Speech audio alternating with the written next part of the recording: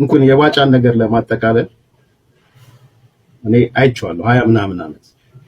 በአካልም ተገናኝተን ሐረር ላይ ምን አይነት ሰው እንደሆነ አይቻለሁ። ዘላለም የሚባለው የፖሊስ አዛዡን ጨምሮ ማለት ነው አሁን ያለው ከሱ ጋር ስገናኝ ነበር። በቤተሰብ ደረጃ በተለይ ከቤተሰብ ከልጆቹ እናት ጋር በጣም በቅርበት አውቃለሁ። የኢህአዴግ ጽሕፈት ቤት ነው ያለው። ባጭሩ ባጫ ማለት ስልጣን ላይ እስከበጣሽ ድረስ በማንኛውም ጊዜና ወቅት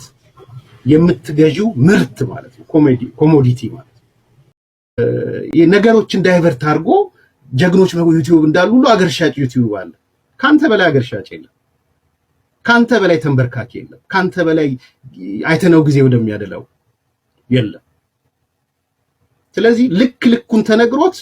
ጊዜና ወቅት ሲመጣ ደግሞ ለፍትህ ለህግ መቅረብ ያለበት ሰው ነው ባጭ እንኳን ሊዘዋርቅ ማለት ነው። ዳንሰኝነት ይመጣል። ያው ሙርከኛ ማለት አዎ ሙርከኛና ዳንሰኛ ነው የሚመጣው። እግዚአብሔር ያሳይ። ለኔ የብሔራዊ ቲያትር አይደለም ጀነራልነትን የሰጠኝ እኮ ብሔራዊ ቲያትር አይደለም ጀነራልነትን የሰጠኝ። እንግዲህ እግዚአብሔር ይማረው ተስፋዬ ገብረአብ ነው ሁሉንም የሰራው። ተስፋዬ ገብረአብ አንድም በማስረጃ ሪሰርች ላይ የተመሰረተ ጽሑፍ አልጻፈም። ሁሉም ትርክት ናቸው። ሁሉም ኢትዮጵያን ለማፍረስ አማራና ኦሮሞን አጣልተው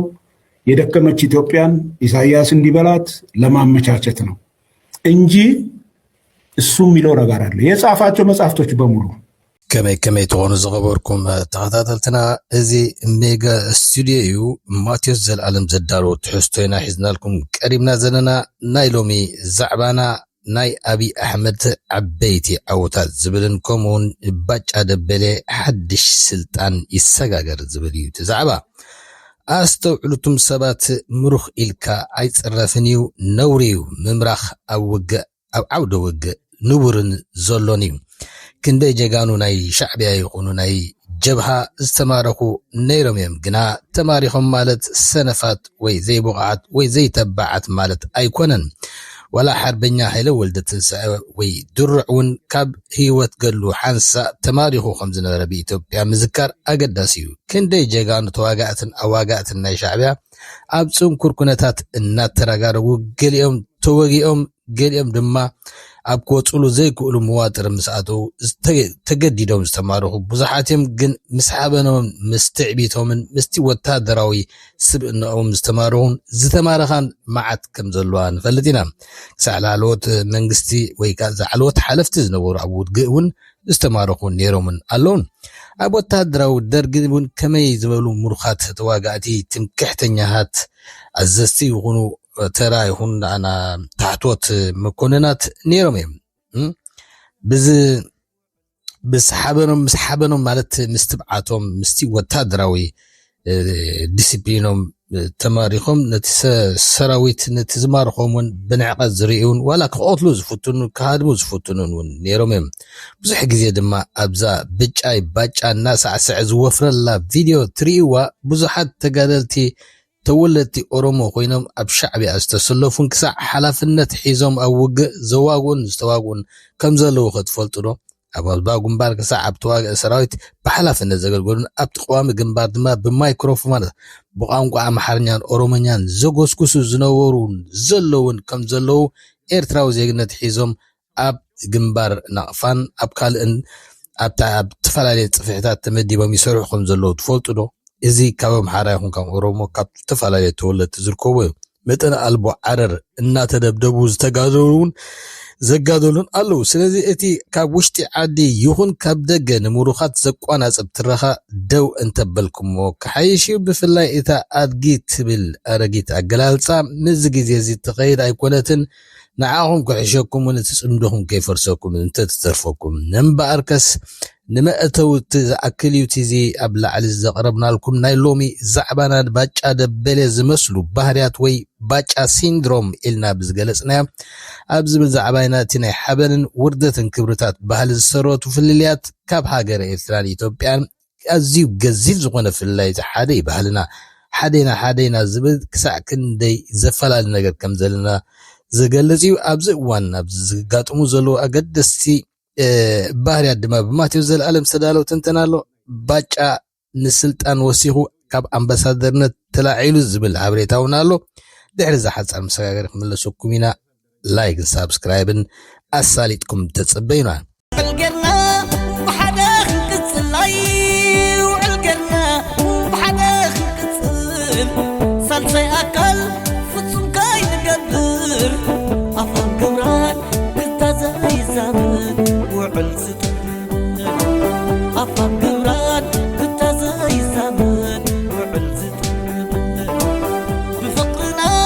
ክንድዚ ምልስልስ ኣይ ብፍቅርና ክንድዚ ምልስልስ ምሰንከልኩ ሕጂት ካመልስ ያብ ኣይኮነን ንፍቅሪ ዝገልጽ ፍሽኽ ወይ ያብ ኣይኮነን ንፍቅሪ ዝገልጽ ፍሽኽ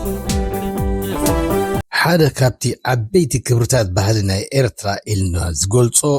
ኦነር ሼም ካልቸር ዝብል እዩ ሓደ ናይ ሓበን ሓደ ኸ ናይ ውርደት ሰንስ ስምዒት ስም ዝብል በቐዳማይ ተኣስናልኩም ኢና ናይ ሓበንን ውርደትን ሰንስ ዝበሃል ድማ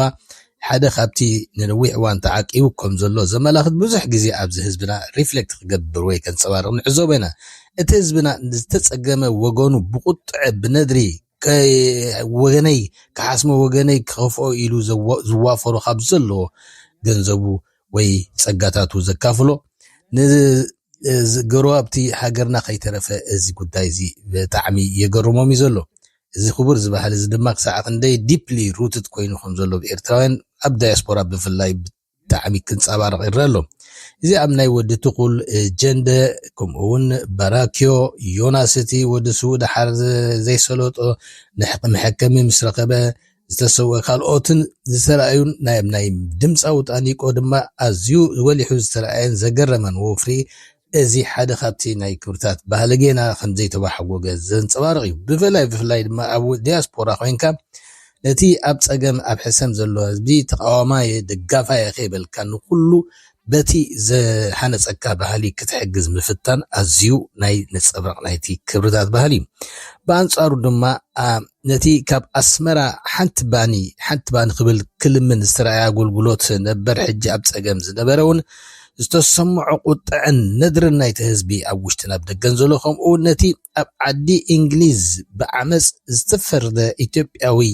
ኣይናትናን ስምና ኣይተባላሽውና እዚ ከምዛ ዓይነት ዜጋ የብልናን ኤርትራዊ ኮነን ኢሎም ወፍሪ ገይሮም ነዚ ሰብ እዚ መንነቱ ከቃልዕዎ ዘካይድዎ ክሳብ ኤምባሲ ዝበፅሐ ወፍርታቱን ሓደ ካብቲ ምልክታት ናይ ሼም ካልቸር ማለት እዩ ንሕና ከምዚ ንገብር ኢና ዘስምዕ እዩ እንተኾነ እዚ ከምዚ ዓይነት ናይ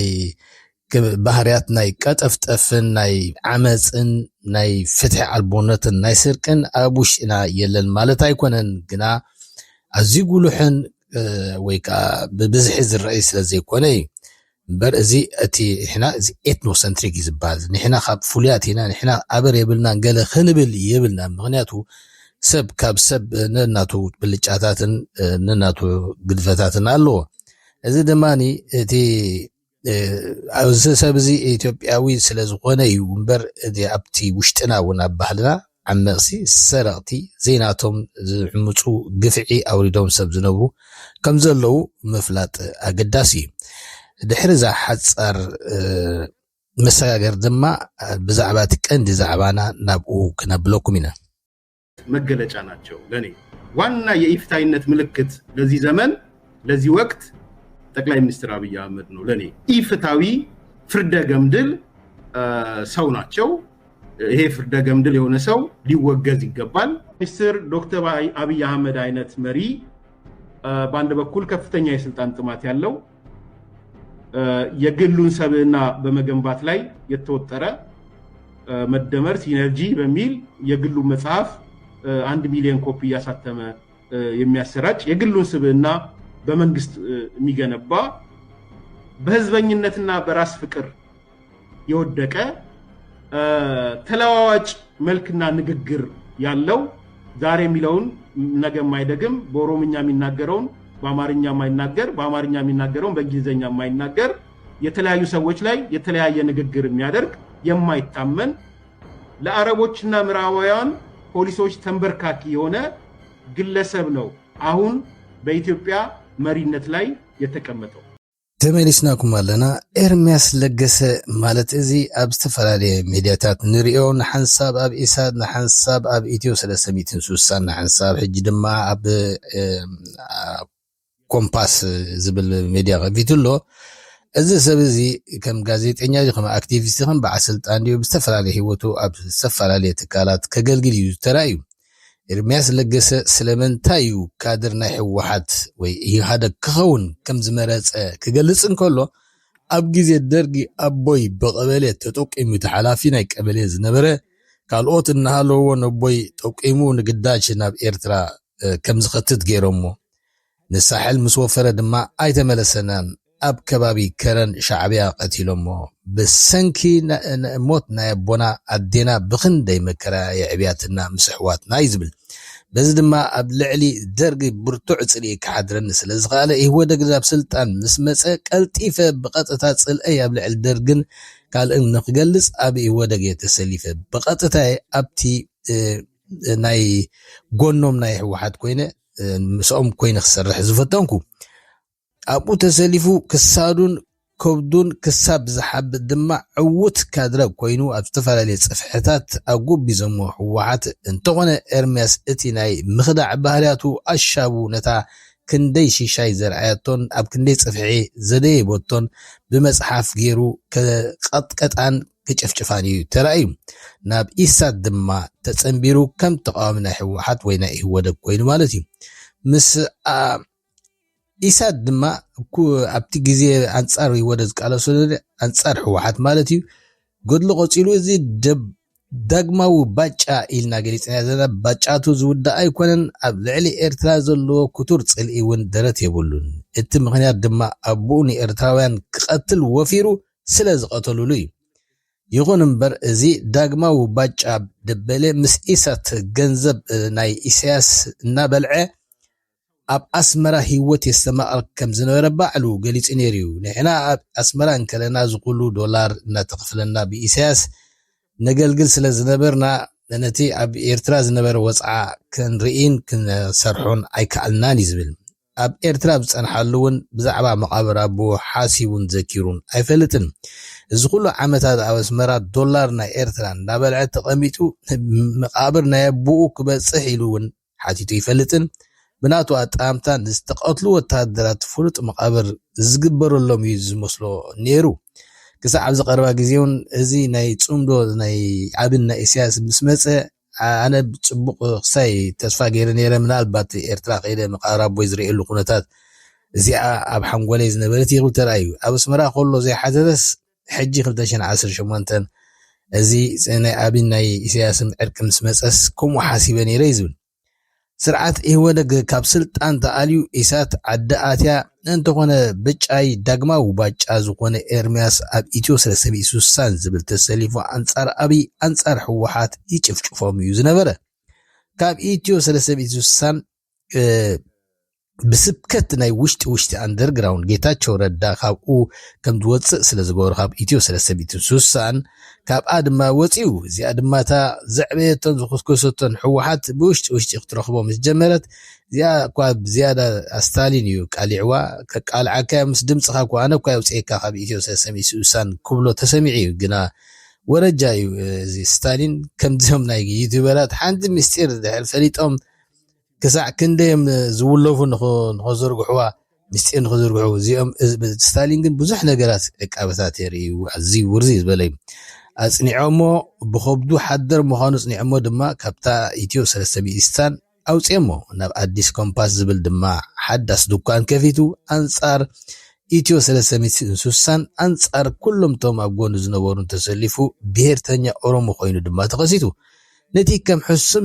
ጭፍጭፎ ዝነበረ ባጫ ደበሌን ንኣብይ ኣሕመድን ክሰለፍን ይተራእዩ። ምክንያቱ ኤርሚያስ ለገሰ ንኣብይ ኣሕመድ ብዘየለ ኣብዚ ቪድዮውን ሰሚዕኩም ኣለኹም ብኸመይ ዝበለ ጭፍጭፎ ነይሩ። ኣውራ ድማ ነዚ ባጫ ደበሌ ባዕሉ ሙሩኽ ጥራይ ዘይኮነስ ዝኾነ ሰብ ኣብ ዝኾነ ክሸጦን ክልውጦን ዝኽእል ኮሜዲቲ ኢሉ ዝገለጾ እዩ ከምዚ ከምኡ ገይሩ ኸማን ባጫ ደበለ ዝጨፍጨፈ የለን ግን ንርእሱ እውን ባጫ ስለ ዝኾነ ግን ሕጂ ድማ ምስ ባጫ ቃለ መጠይቅ ክገብር ኢና ርኢና ብፍላይ ንኣብይ ድማ ቀንዲ ደጋፊ ኮይኑ ተቐሲቱ ኣሎ ንኣብይ ኮነ ንባጫ እንታይ ከም ዝገበሮን ድማ ኣምዚ ቀዲምና ዝገለጽናዮ እዚ ናይ ባጫ ሲንድሮም ኢልና ንገልጾ ዘለና ናይ ጌታቸው ረዳ ናይ ጻቕጣን ሳሞራ ናይቶም ተኹላ ኣረጋዊ በርሀን ከምኡ ደሚርካን ኩሎም ቶም ናይ ወደግ ዝነበሩ ጀነራላት ኩሎም በዓል መንጋ በዓል ገለ ሓደ ተራ ምልክት ዝነበረ ዝኾነ ኣካዳሚያዊ ብልጫ ዘይብሉን ኣብ ውሽጦም ኣኺኹ ሎሚ ከም ገላዩ በብሓደ ኣምፂኡ ውርደቶም ከሪኦምን ንዕቐት ናብ ልዕሊኦም ከርእን ምባል እዚ ሓደ ካብቲ ዓበይቲ ዓወታት ናይ ኣብዩ ክበሃል ይከኣል ኣብይ ማለት ናይቶም ኣብዚ ግዜ ናይ ወደግ ሓራምዝ ዝመስሉ ዝነበሩ ኢጎነቶም ሽሪንክ ብምግባር ናቶም ኣገልገሊ ዝቀየረ ጅግና እዩ ክበሃል ይከኣል እዩ ምክንያቱ እዚ ካበይ መበገሲ እዩ እንድሕሪልና ካብ ሓደ ተራ ዝኾነ ይኹን ኣካዳሚያ ይኹን ወታደራዊ ባክግራውንድ ዘይብሉ ሰብ ነዚኦም ኩሎም ከንበርክኾምን ክእዘምን ክልእኹም ክለኣኹም ክትርኢ ከም ዓብይ ዓወታት ክቆፀረሉ ዝግባእ እዩ እንተ ናይቲ ዳግማዊ ብጫይ ባጫ ጉዳይ ግን ኣብዛ ሰሙን እዚኣ ብዘበርከቶ ናይ ማድያ ማለት ናይ ሜድያ ጫውጫታት እዚ ኣብዛ ናይ ባጫ ማለት ነና እዚ ባጫ ደበለ ብዝሓለፈ ሰሙን ነቲ ኣብ ሜድያ ፈኒው ጫውጫው ዘበሎ ኦዲየንስ ንዑግዲ ክሬዲት ይቦ ኮይኑ ኣብይ ካብ ኣምባሳደርነት ኣልዒሉ ናብ ዝደረኸ ስልጣን ክምድቦ ዝብል ሓበሬታ እዩ ዝስማዕ ዘሎ እዚኣ ማለት ድማ ንኣብይ ኣብዚ እዋን ዝውግእ ክውልዕ ኣብዚ መስከረም ፍላይ ክውልዕ ይሓስብ ስለ ዘሎ ናብታ ንቡር ቦትኡ ክመልሶ ይሓስባሉ ማለት እዩ ንጀነራል ባጫ ደበለ እዚ ማለት ድማ ካብታ ኣፈኛ ሓሊፉ ኣብይ ከይምድቦ ምክንያቱ እቲ ወታደራዊ እዚ ተበክሮ የብሉን ኣይፀንሖን ስለዚ እታ ናይ ከንፈር ጂምናስቲክ ዝገበረላ ቦትኡ ክመልሰሉ ይኽእል እዩ ዝብል ገምጋም እዩ ዘሎ ግና እቲኦም ባጫታት ግን እናበዝሑ ይኸዱ ኣለው የባጭው ኣለው ብሂወቶምን ነባጭው ኣሎም ንሕና ከዓ እዚ ማቴዎስ ዘለኣለም ዘዳለዩ ብካልቲ ሕዝቶ ስጋም ረኸብ ሰሰናይ ንኩልና